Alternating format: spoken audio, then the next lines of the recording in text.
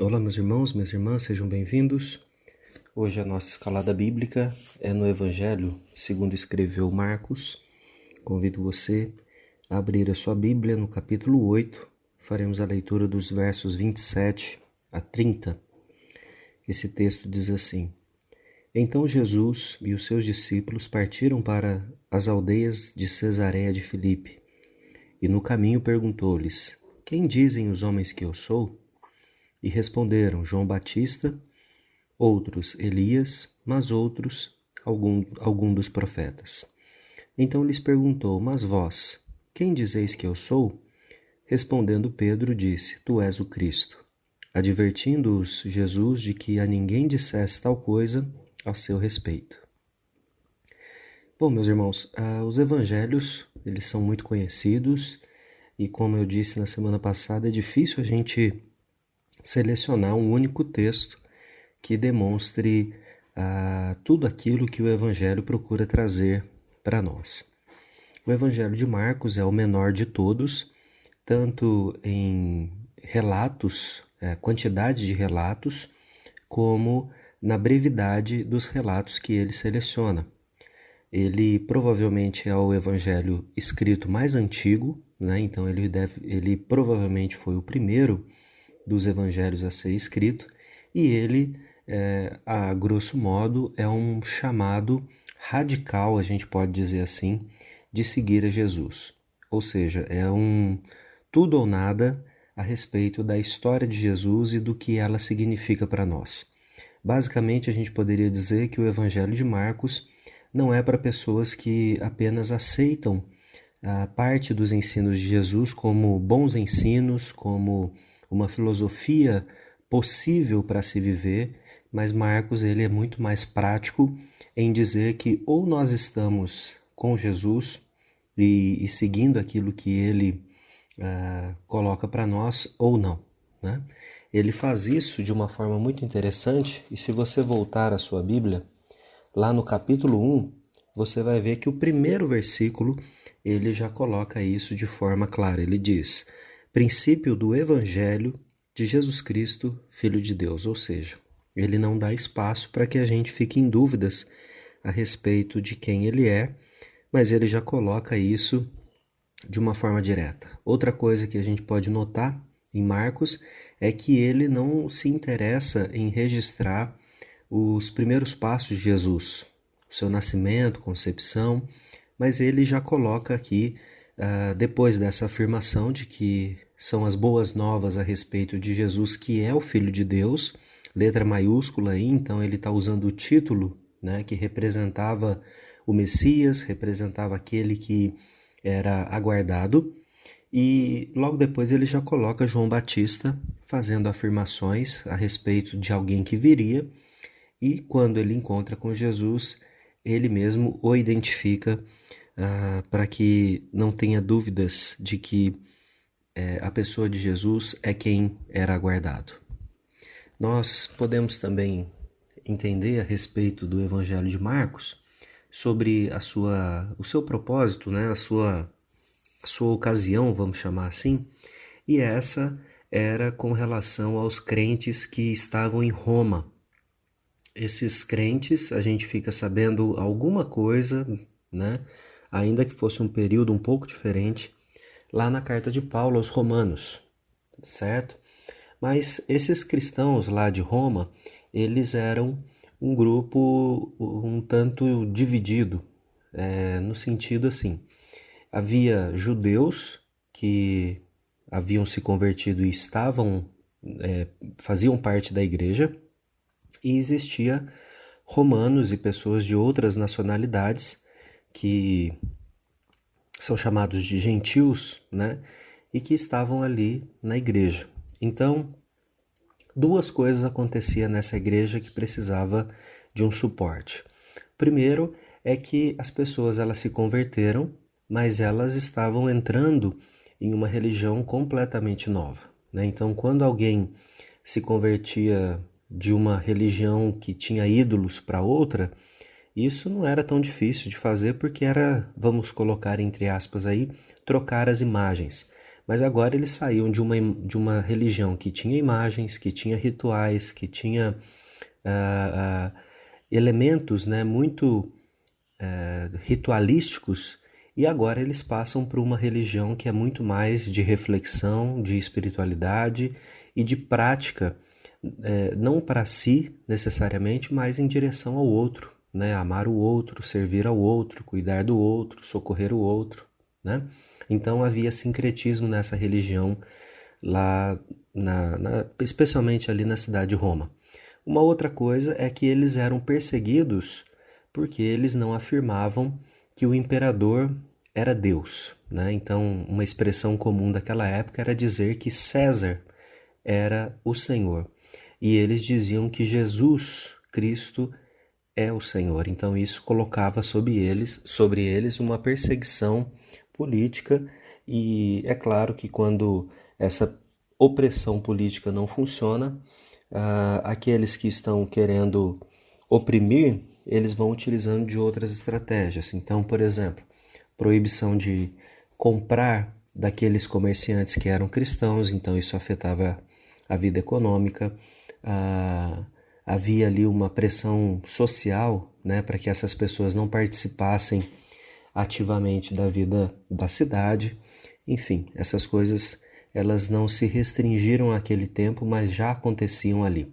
Então, o Evangelho de Marcos, ou o Evangelho de Jesus, segundo Marcos escreveu, né, que seria o mais adequado dizer, ele vai trazer essa temática da radicalidade de seguir a Jesus. Nós precisamos nos negar para ser discípulos de Jesus. Basicamente é essa a mensagem dele. Nós normalmente identificamos Marcos como aquele que foi lá no livro de Atos companheiro, né, de Paulo e Barnabé. Ali provavelmente ele era parente de Barnabé, e ele havia sido também um cooperador de Pedro. Então, o que se entende é que Marcos escreveu o evangelho dele a partir daquilo que Pedro disse. E se nós lembrarmos, Pedro ele era de fato um homem com um temperamento muito prático, né? Por isso nós talvez não tenhamos tantos detalhes como o Evangelho de Mateus, que era uma testemunha ocular, e como eu falei na semana passada, ele tinha ali uma predileção pelos números, pelas distâncias, né, para dar detalhes. Um outro aspecto seria o Evangelho, por exemplo, de Lucas, em que ele também vai trazer muitos detalhes, até pela sua profissão, ainda que ele não tenha sido testemunha ocular, mas ele diz que ele se propôs a fazer uma análise acurada, né, uma análise histórica mesmo do que aconteceu. Marcos não havia sido testemunha ocular e ele recebe o evangelho das mãos de Pedro. Então isso coloca como que a temática do seu evangelho de forma muito prática.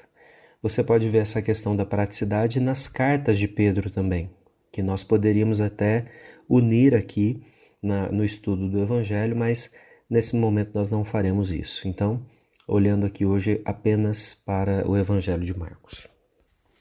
Ainda um último comentário sobre essa questão do Evangelho ser muito prático. Nesse Evangelho nós vemos Jesus praticamente correndo de um lado para o outro. Então, Marcos ele utiliza bastante conjunções, né, como, por exemplo, logo, imediatamente, no mesmo instante, de repente, logo após, então. Essas expressões, essas palavras, elas são muito utilizadas no Evangelho de Marcos exatamente para que a gente tenha uma espécie de ritmo na leitura e nós acompanhemos, então, a vida de Jesus de uma forma muito prática, de uma forma daquele momento, né? Outra coisa também é interessante a gente pensar que Marcos ele seleciona alguns relatos, algumas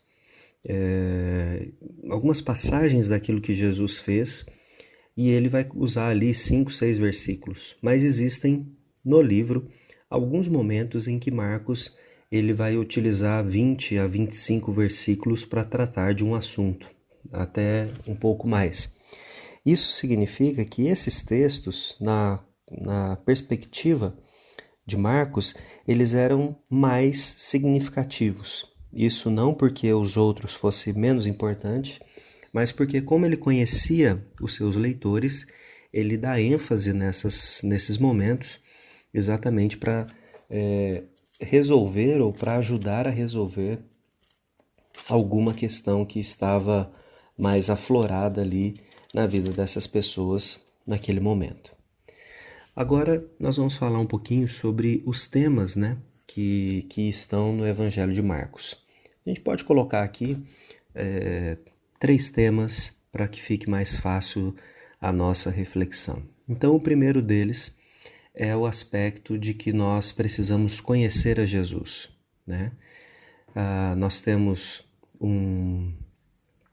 uma primeira parte no livro, onde, ainda que no primeiro versículo nós temos a afirmação, né, de que ele é o Filho de Deus, a primeira parte do Evangelho de Marcos, até o capítulo 8, ela é uma coleção de relatos que vão demonstrar o poder, a sabedoria, a compaixão, a misericórdia, características que estavam presentes na pessoa de Jesus.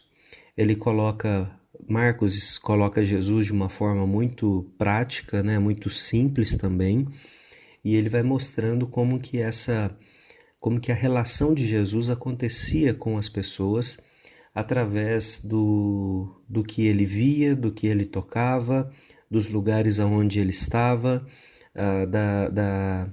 do acesso que ele permitia que pessoas tivessem a ele, e os seus ensinos e as parábolas aqui, elas são numa quantidade menor, mas elas continuam sendo também muito práticas. Então, a primeira coisa que o Evangelho de Marcos traz para nós é um chamado para que a gente conheça a Jesus de forma próxima, de forma vívida, não apenas na teoria.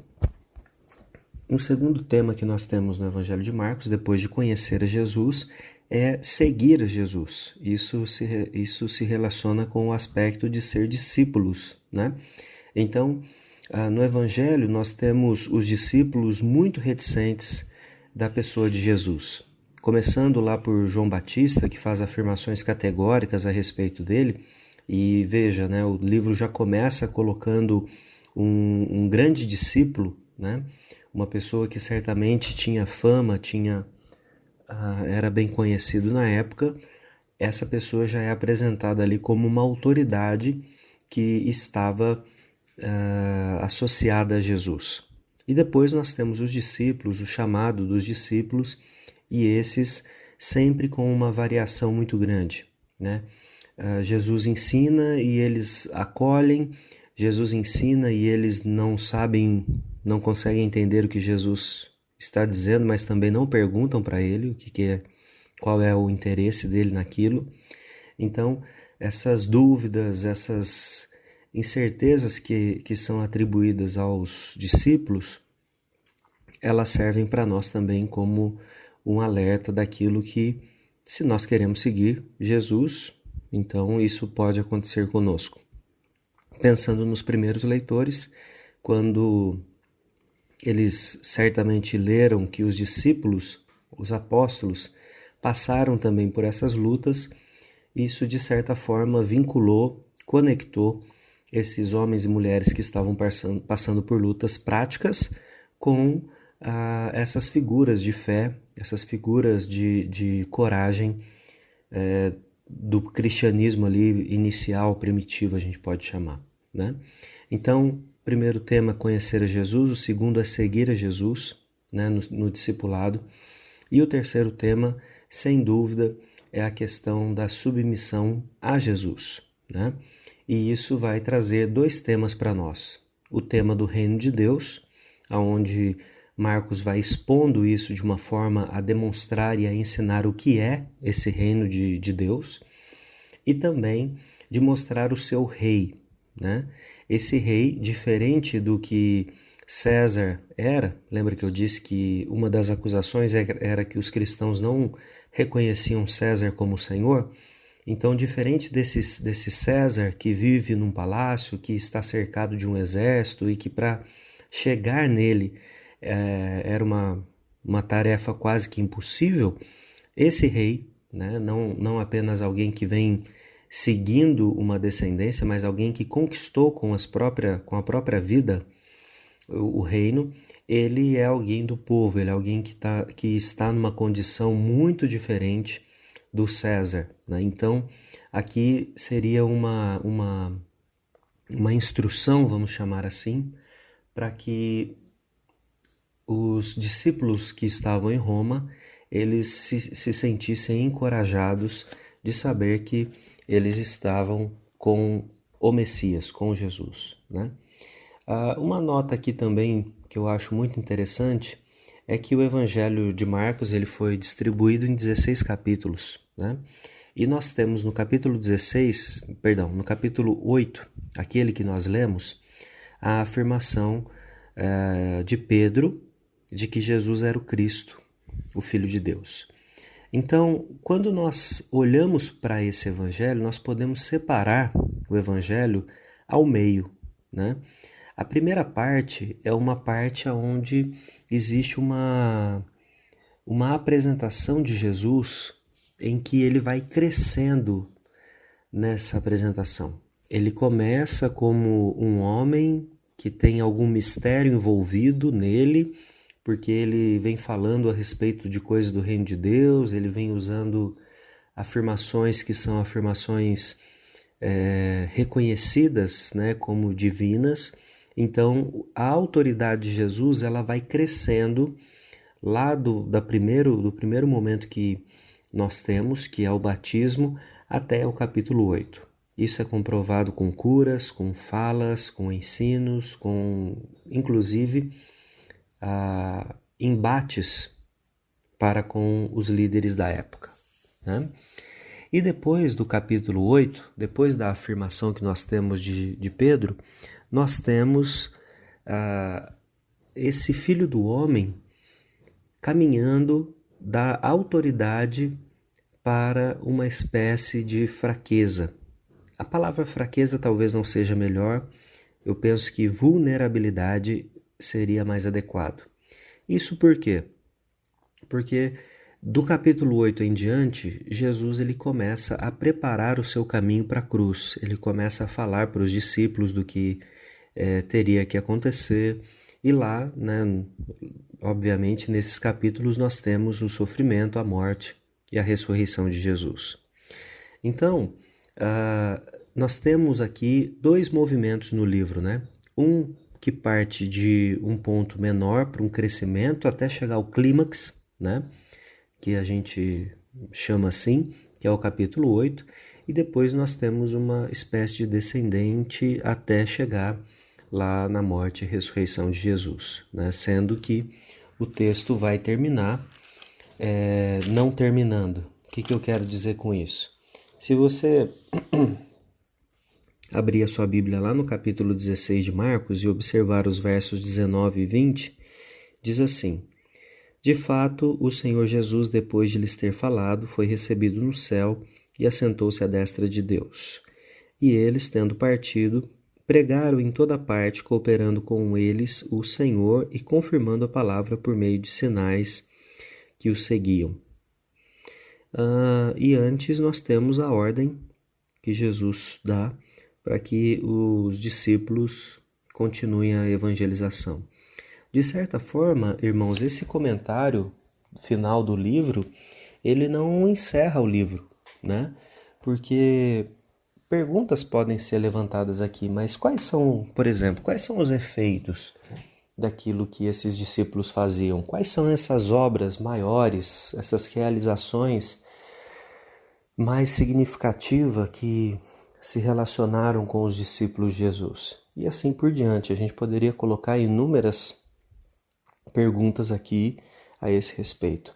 O ponto é dizer que Marcos ele escreve o evangelho exatamente para deixar o final aberto, para que nesse momento os discípulos que estão lendo possam assumir a postura de protagonistas e dizer, bom, então se é assim que os discípulos de Jesus fazem, eu, então como discípulo de Jesus, vou seguir o mesmo caminho, vou fazer também da minha vida um motivo de gratidão, de alegria e de glória a Deus. Então eu estou também assumindo esse caminho do discipulado.